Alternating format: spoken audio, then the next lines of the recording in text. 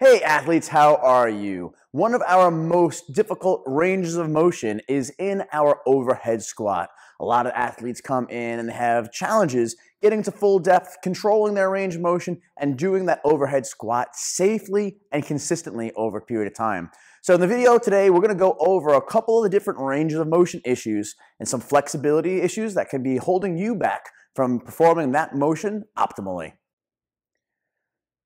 In doing our overhead squats, right, we have gone through several ranges of motion in some of our previous videos, working from the Achilles to the hips, low back, the mid-back thoracic, couple shoulder variations. Now it's time to start putting all those things together through a moving mechanism. So very many of us are familiar with the old around the worlds, right, where you're spinning around, the pass-throughs, back and forth this way. Some of the things that I see with these very often, though, is people loosening their grips up to cheat it, right? It does me no good if I'm kind of like, oh, let me go around the world and it's like super loose in my hand. All I'm really doing there is going like this, right? We want to have those hands as firmly and tight on that bar as possible to limit the slippage, right? We don't want to cheat the stretch. We actually want to get the stretch.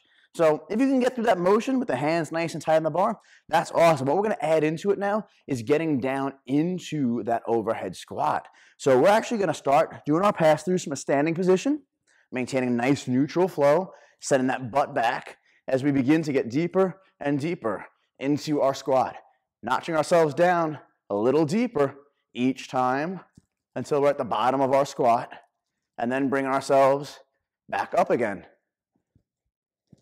Nice good grip on that bar as we come up to our full standing straight leg position. What you'll notice, one, it's pretty demanding. I may make it look simple. I've done this a lot. First couple times you do this, you'll be like, wow, that's pretty demanding. It's putting a lot of different mechanisms of movement on the body. It's going to allow your body to get used to stabilizing as well. How often are we in the top of that squat position and that bar starts to go a little before us and we got to make a little bit of an adjustment? This bar moving back and forth is teaching your feet, your calves, your knees, your hips to continuously be making adjustments depending on where that bar's weight is in comparison to your body.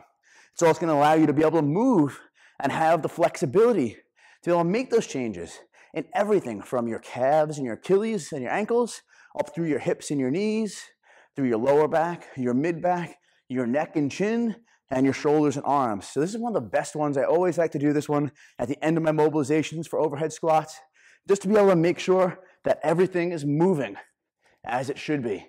And I'm hitting all these different spots, getting a little lower on each one of them, coming back up, trying to stay in a good position as possible, keeping everything nice and tight, dynamic tension through your system the entire time.